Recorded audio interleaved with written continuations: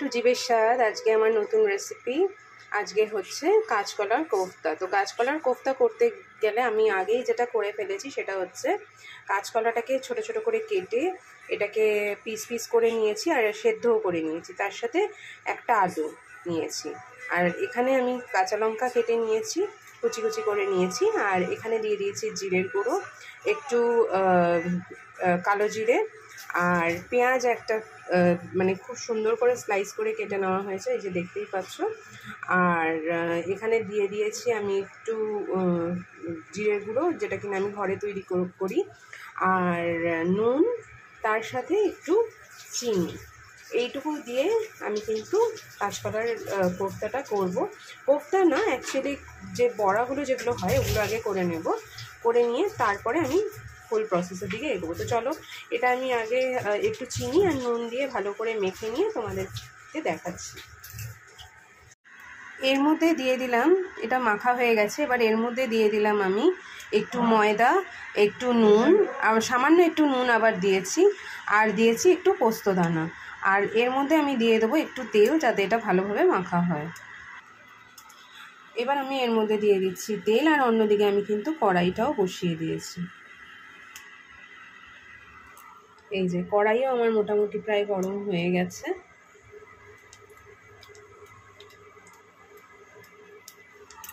আর এদিকে এটাও আমি ভালোভাবে মেখে নেব। এটা পুরোটা মেখে নিয়ে আমি আবার ফিরে আসছি। এখানে এটা আমার মাখা হয়ে গেছে। এবার আমি এগুলোকে কোফতা, মানে যেরকম গোল গোল হয়, আমি সেই জিনিসটা করছি না। আমি কিন্তু এটাকে একদম বড়ার শেপ যেরকম হয় ঠিক সেই শেপে করে এই যে এরকম আমি ভাজতে দিয়ে দিচ্ছি। এবার এগুলো আমি ভেজে নিয়ে তোমাদেরকে দেখাচ্ছি। কোফতাগুলো আমার ভাজা হয়ে গেছে। এবার আমি এই তেল দিয়ে দিয়েছি কড়াইয়ে, তেলও আমার গরম হয়ে গেছে। আর এবার আমি দিয়ে দিচ্ছি শুকনো লঙ্কা। আর সেই তোমাদের বলেছিলাম এখান থেকে ভিউ দেখতে দেখতে রান্না করা, তোমরা দেখতেই পাচ্ছ পুরোটা, সারা শহরটাই দেখা যাচ্ছে মোটামুটি প্রায়। সেই দেখতে দেখতেই রান্নাটা করছি।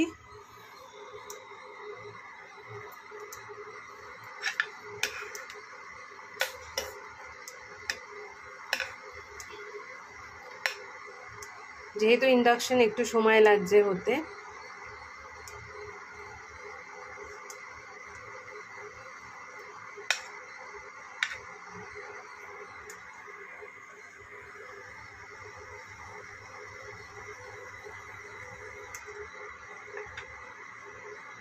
এবার এর মধ্যে আমি দিয়ে দেবো পেস্ট। তো চলো পরপর দেখতে থাকো আমি কি কি দিচ্ছি। এর মধ্যে আমি দিয়ে দিচ্ছি পেঁয়াজ আর টমেটোর পেস্ট প্রথমে,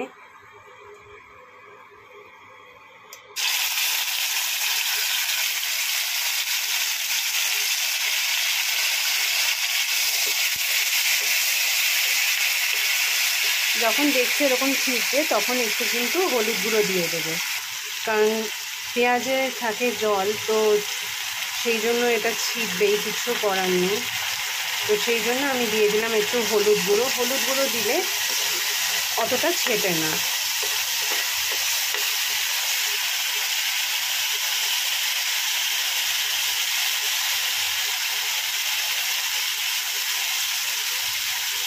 এটা আমি ভালো করে ভেজে নেব।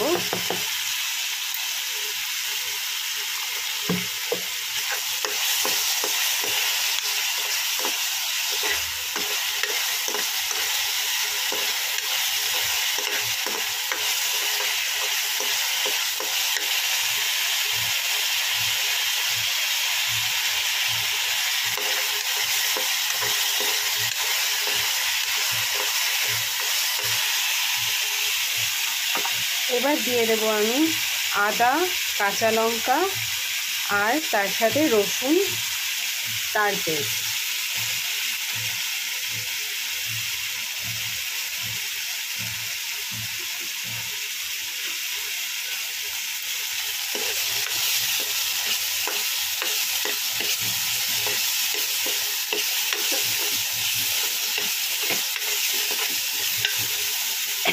এটাকেও ভালো করে ভেজে নিতে হবে।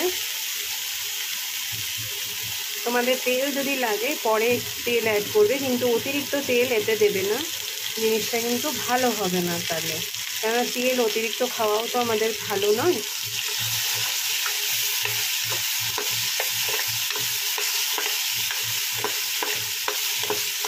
আমি এতে দিয়ে দেবো সামান্য একটু জল, যাতে জিনিসটা সুন্দরভাবে ভাজা ভাজা হয়।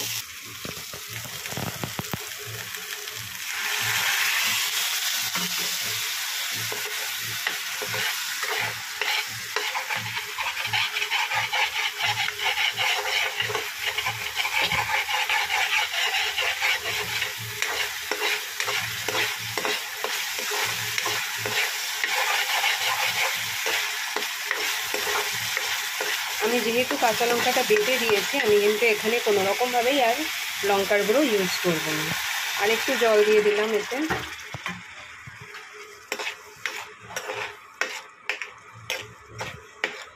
একটা কাঁচা পেঁয়াজের একটা গন্ধ থাকে, সেই গন্ধটা যখনই এটা ভালোভাবে ফুটে উঠবে সেটা কিন্তু আস্তে আস্তে মরে যাবে। এরকমভাবেই আমি মশলা কষাবো, কষাতে কষাতে একদম শেষে দেবো ভালোভাবে জল দিয়ে, তারপরে এটাকে একটুখানি টেলে নিয়ে ছেড়ে দেবো।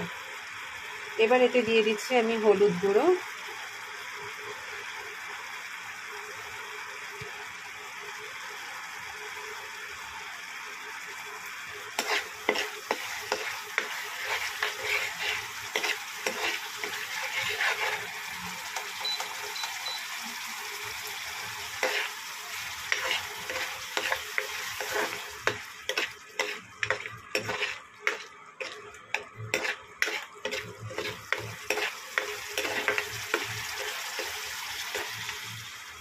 এবার দিয়ে দেবো এতে জিরে গুঁড়ো, দিয়ে দিচ্ছি এর মধ্যে জিরে গুঁড়ো। এই যেহেতু নিরামিষ তরকারি, তার জন্য এর মধ্যে একটু চিনি দিলে ভালো হয়,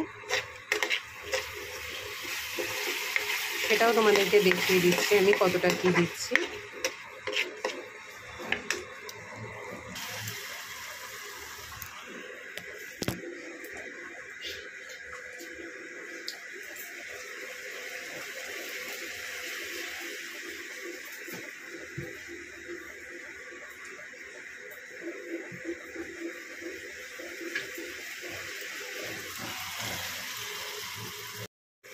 এবার আমি দিয়ে দিচ্ছি এতে চিনি, কেন দেখো আমার মশলাটা কিন্তু তেল ছেড়ে দিয়েছে জল দেওয়ার পরেও, তার মানে আমার মশলা কিন্তু ভাজা হয়ে গেছে।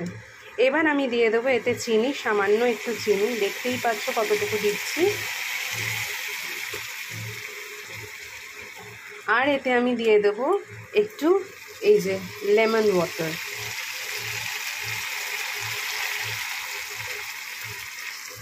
একটু টক টক ঝাল ঝাল, দারুণ লাগবে।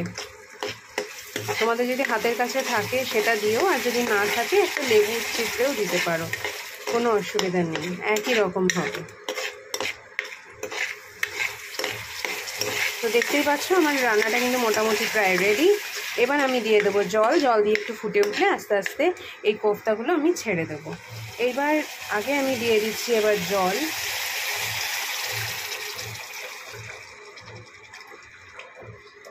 খুব বেশি জল দেব না, কারণ আমার সমস্তটাই রেডি আছে এখানে, এবং জানো কোফতা কিন্তু জল টানবে, সেই জন্য জলটা একটুখানি বুঝে দেবে, একদম ড্রাই হয়ে যাবে এটা কম, অতিরিক্ত কম দিলে। আর যদি তোমরা গ্রেভি রাখতে চাও তাহলে কিন্তু জলটা একটুখানি বুঝে দেবে।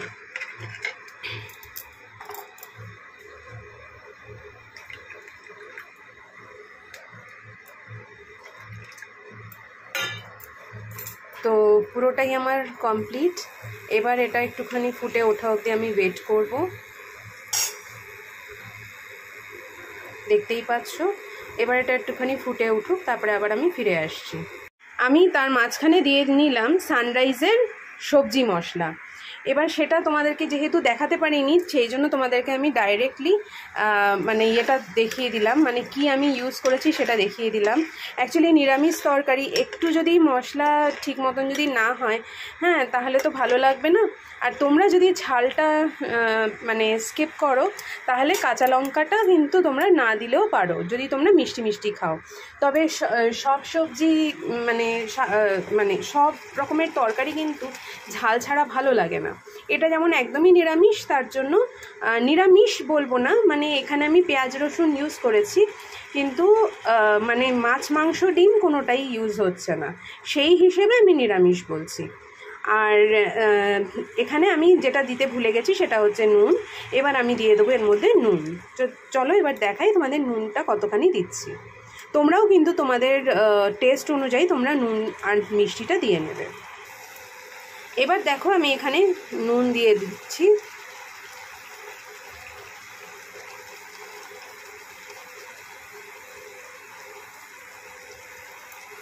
কারণ চিনি দিয়েছিলাম, তো নুনটা কম লাগতে পারে, তো সেই জন্য আমি কিন্তু পর্যাপ্ত পরিমাণে নুন দিয়ে দিলাম। এইবার আমি যেটা করব সেটা হচ্ছে এখানে কোফতাগুলোকে এক এক করে ছেড়ে দেবো।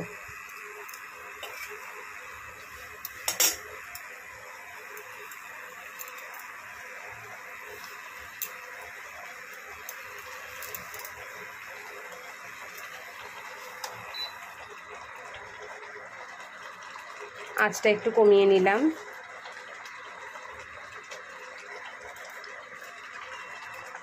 তো এটা ড্রাই হয়ে এসেছে, দেখতেই পাচ্ছ। তোমরা যদি পারো নামানোর আগে একটুখানি ঘি গরম মশলা দিয়ে নেবে, তাহলে কিন্তু এটা আরও ভালো লাগবে।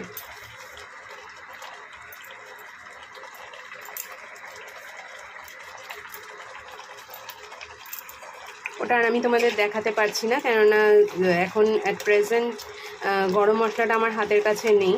তো আমিও যখন খাবো এটা, তখন কিন্তু আমিও এর মধ্যে ঘি আর গরম মশলাটা অ্যাড করে নেবো, কেননা তখন আমি আরেকবার এটাকে গরম করে কিন্তু আমি এটা করে নেব। এবার এটা এরকমভাবেই আমি রেস্টে রেখে দেবো। খাওয়ার সময় এটাকে একটুখানি শুধু গরম করে নিয়ে নেব, তাহলেই কিন্তু হয়ে যাবে। তো দেখো আমার কিন্তু তরকারি মোটামুটি প্রায় রেডি। এবার আমি নামিয়ে দেবো এটাকে। তো আমার দেখো কাঁচকলার কোফতা কিন্তু রেডি। এটা এবার সার্ভ করার জন্য একদম রেডি পুরোপুরি, আর শুধু এখানে ঘি আর গরম মশলাটা পড়বে। তো পরের রেসিপিতে তোমাদের সাথে আবার দেখা হচ্ছে। আর till then take care, bye by.